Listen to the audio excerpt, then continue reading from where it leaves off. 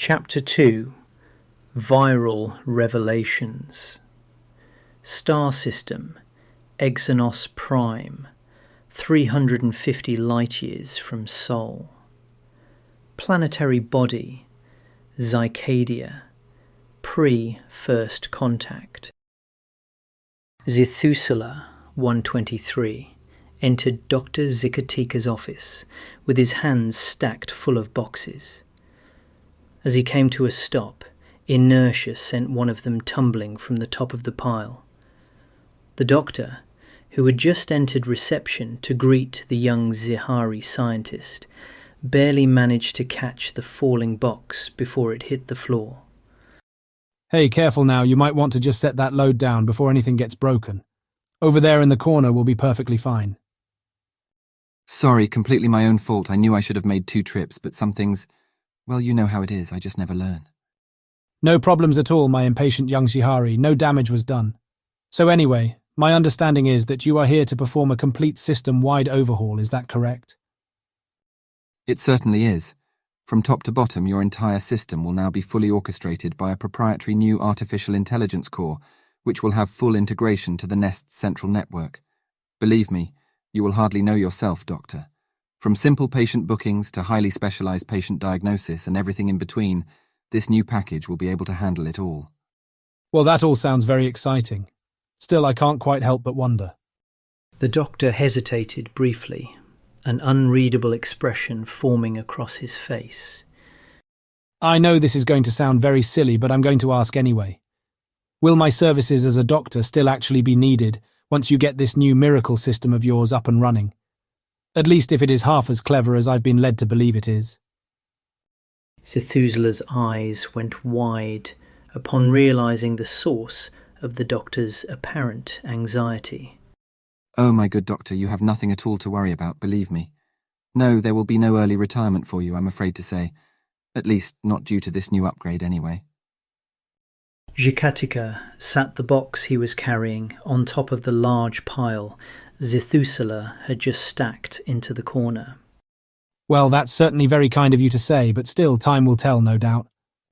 Zithusula, who had just started busying himself opening up one of the packages, fixed an earnest gaze onto the doctor. No, seriously though, Doctor, I actually do know what I'm talking about here. Your role as a medical professional could not be more secure. The truth is, this AI is absolutely brilliant, right up until the moment it isn't. To suggest otherwise is nothing more than the all-too-typical Nest-sponsored propaganda.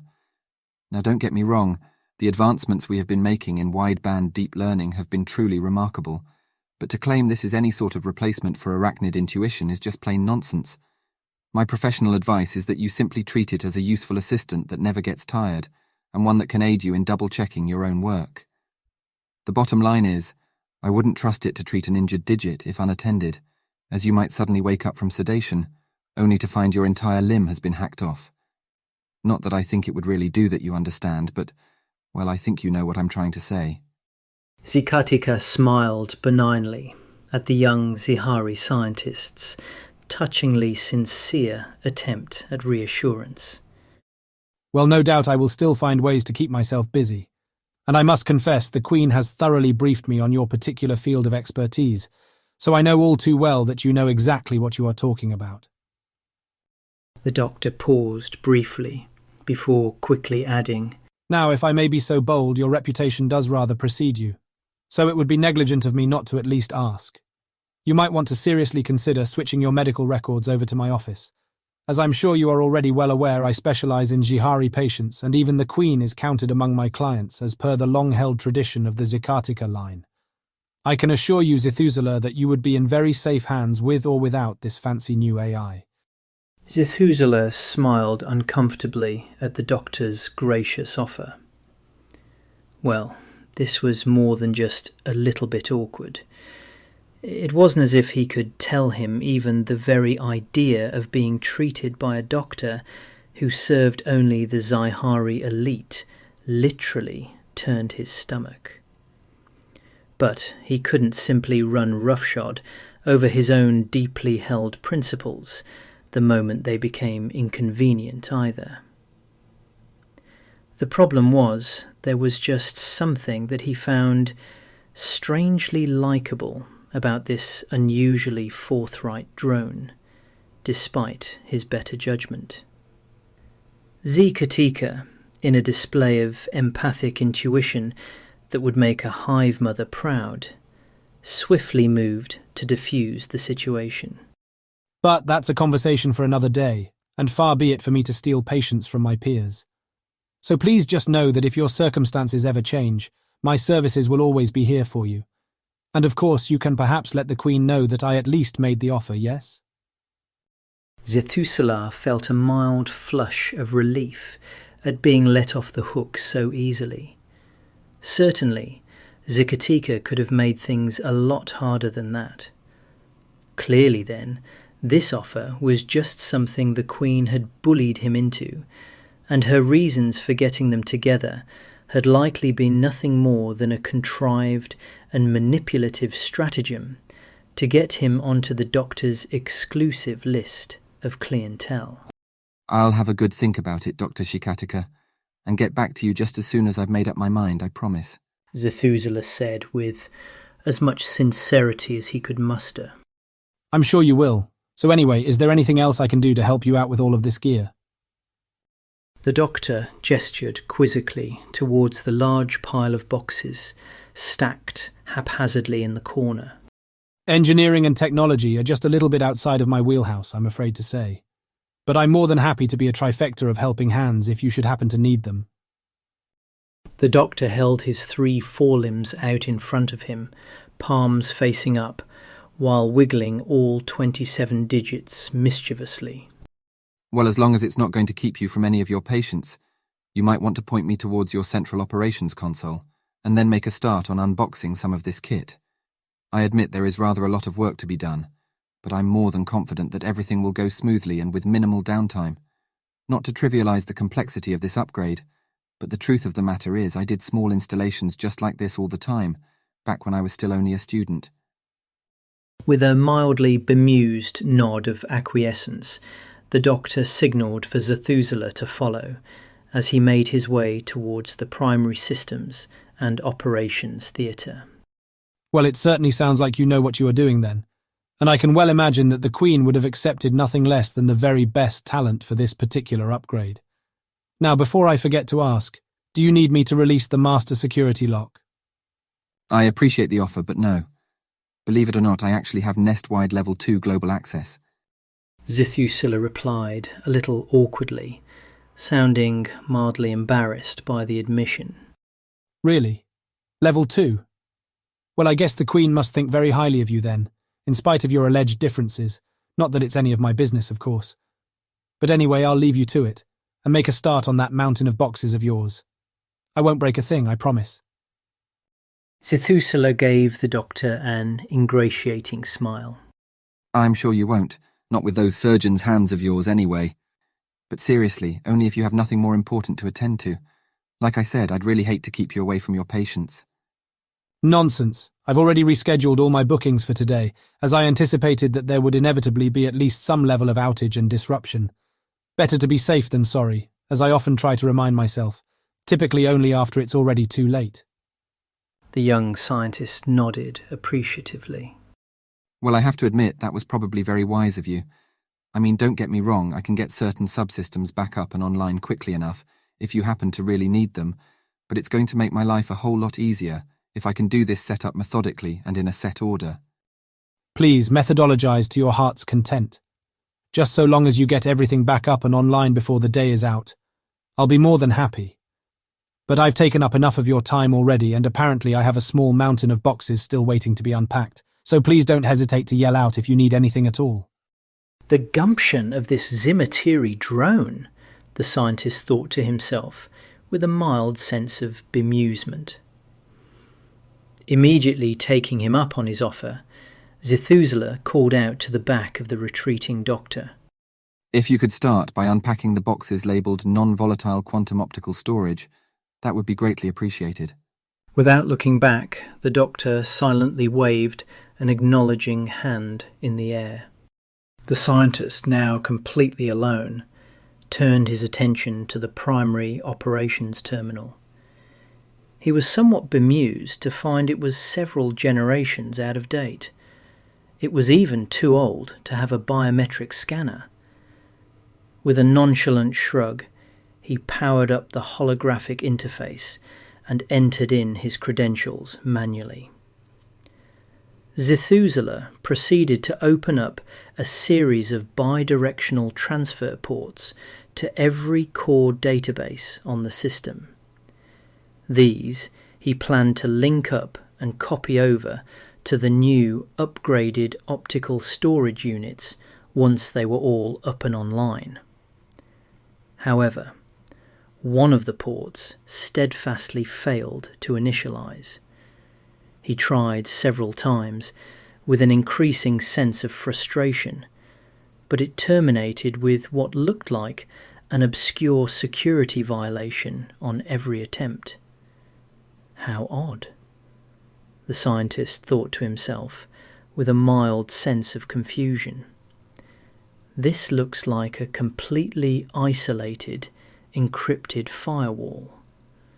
Now why, in Zycadia, would Dr. Zycatica need to have anything remotely like that?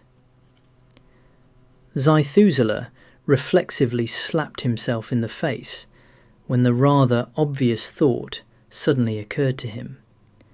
This was almost certainly where the Queen's private medical records were being held. It seemed almost painfully apparent now he had actually taken a moment to think about it.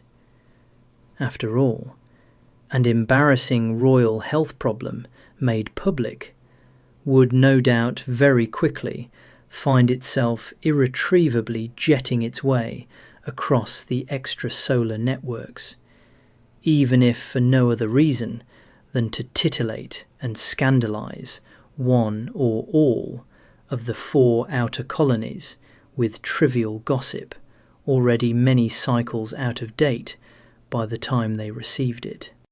Well, at the very least, such a leak might cause some potential loss of reputation, both in real time, right here on Zycadia, and in the years to come on the satellite worlds. Either way, it was a headache that Zytalia would no doubt much rather not have to deal with.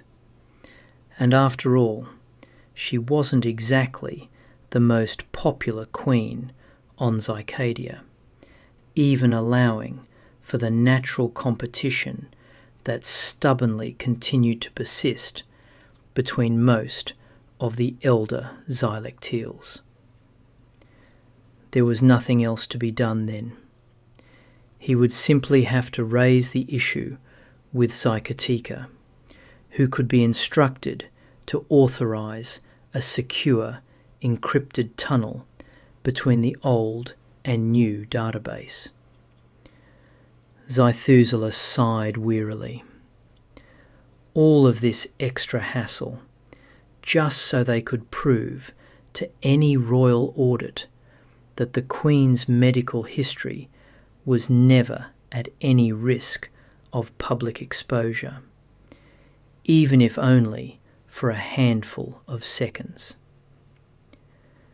The young scientist was just about to return to the front desk to raise the issue with the good doctor, but something made him pause. This was a singularly unique opportunity to secure a clandestine bargaining chip for the future, should he, Zycadia forbid, ever actually need it. The truth of the matter was, there was likely nothing of any real value on her records, but it certainly didn't hurt to take a peek. Given his disaffection with Zycadian society in general, and the Queen in particular, then really this was an opportunity that he was ethically obliged to exploit purely as a form of insurance. With only the mildest sense of guilt, he proceeded to reconfigure the failed port to a pending state and then spoofed it to 2 forwarding addresses, one of which was awaiting assignment pending the doctor's advisement, and the other secretly bound to an external proxy tied directly to one of his own remote servers. That done, he then headed back to reception to find the doctor in order to explain the problem. No, not at all, my young lord. There is absolutely nothing for you to apologize for. Truth be told, I actually respect your willingness to safeguard the Queen's privacy, especially given the, shall we say, complicated relationship that the two of you clearly enjoy. Now, all I'm trying to say here is that I would not necessarily have taken your stance on this matter for granted, and to be frank, I rather think that it says something very positive about your character, as apparently you have not chosen to exploit this opportunity for want of a better expression. The doctor placed a reassuring hand onto the back of Zethusela's thorax, handed him a stack of the unpacked optical devices, and then started to guide him back towards the primary operations theatre. Now then, Zethusela, I do hope you are able to appreciate that things might not go so well for me, nor you too for that matter, if a data breach was ever traced back to this office. So since these new optical devices of yours are now all unboxed and ready to be racked, what say we get them up and running without further delay, so that I can authorize that encrypted private link? After that, my quixotic young Jihari, we can get the Queen's medical records copied across safe and sound, which I'm rather certain will leave both of us breathing a whole lot easier. Zethusela, scuttling alongside the doctor, nodded his head up and down enthusiastically. I couldn't agree more, Dr. Shikatika. The sooner we get this thing tidied away, the better.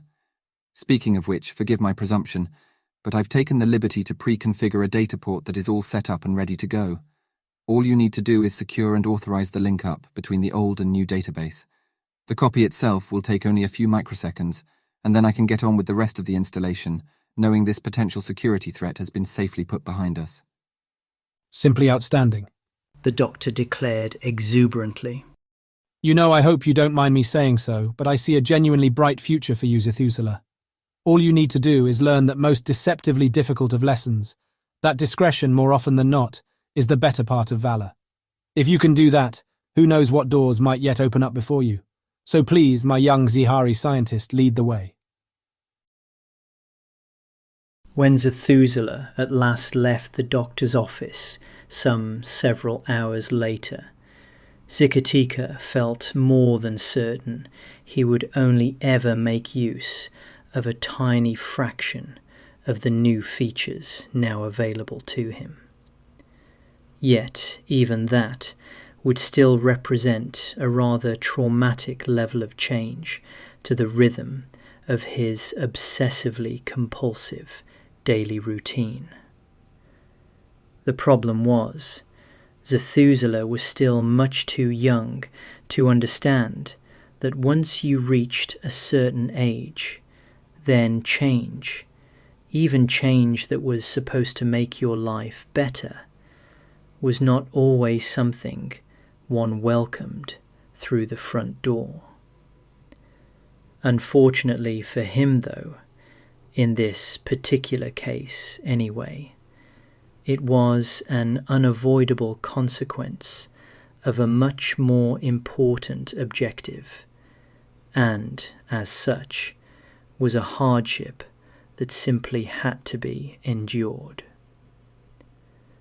One of the very first things the doctor did, now that he had finally managed to get the scientist to leave, was to shut down a large proportion of the high-level cognition capabilities associated with the new decentralized artificial intelligence unit, most of which Zethusela had just finished proudly demonstrating.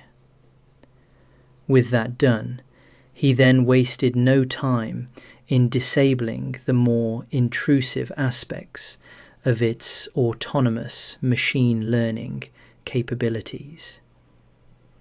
Well, if nothing else, this at least made the Doctor feel a good deal more in control of the situation. He could, of course, add a few small features back in, one at a time, when and if he decided they might actually be useful, and, more to the point, safe to use. Last, but certainly not least, and with some considerable amount of trepidation, he opened up the shadow cache that he had secretly attached to every base port on the network, including, of course, the secure port Zethusela had used to transfer the Queen's medical records to the new database. He was not overly surprised, but still more than a little bit relieved to see the hidden metadata provided incontrovertible evidence the Queen's private records had been double cloned, not just to the new optical database, but also to an unknown and unauthorized external proxy outside of his own local firewall. Well, if nothing else, it was certainly very gratifying to learn he had not been mistaken about the young scientist's moral compass. Had Zethusela not tried to steal the Queen's medical history, he was probably not quite the Zihari he had supposed him to be. In an odd sort of way, then, it seemed that they both shared in common the heavy burden of their titular lineage. It was, after all, the Zethusela line who had created the first generation of Zybots, which had been used to devastating effect in a number of key military campaigns. As such, only 5-brained Zihari and above were eligible to be anointed Zethusela, and had been funneled down the technological career path ever since.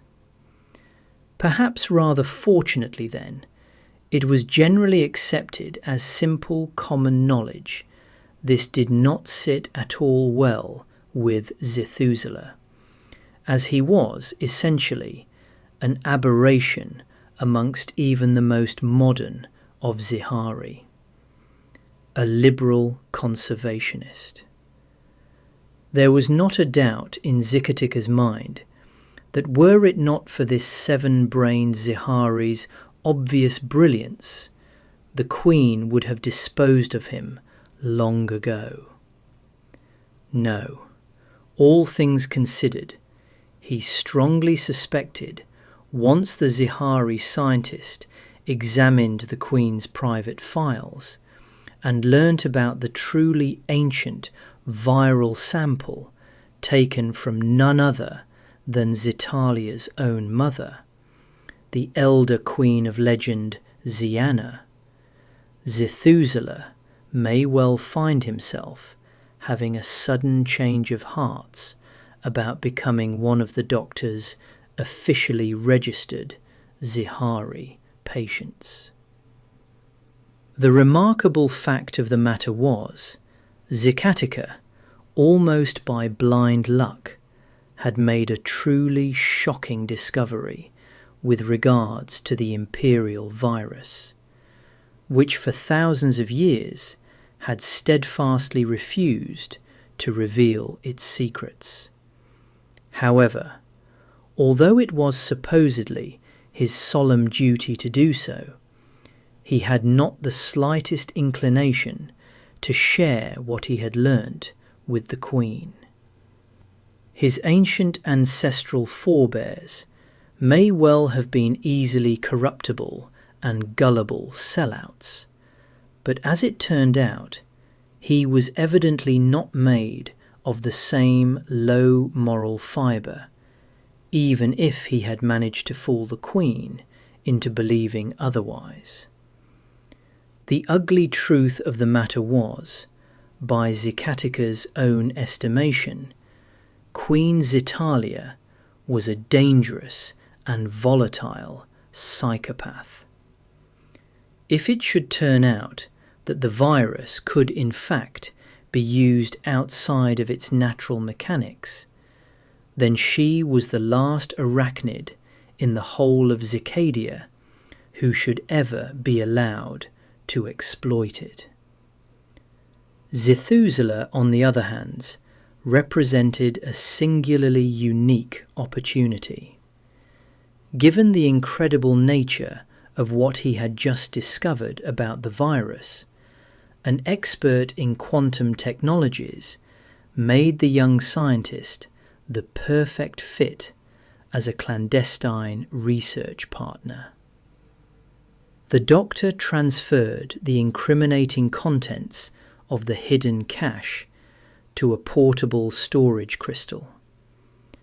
Evidence of Zithusula's treachery to be kept in his back pocket, on the off chance it should turn out he had misjudged this Zihari after all. Even so, it was an insurance policy he sincerely hoped he would never need to claim on. And unless his instincts had badly led him astray, he seriously doubted it would ever be needed. But time, as they say, would tell.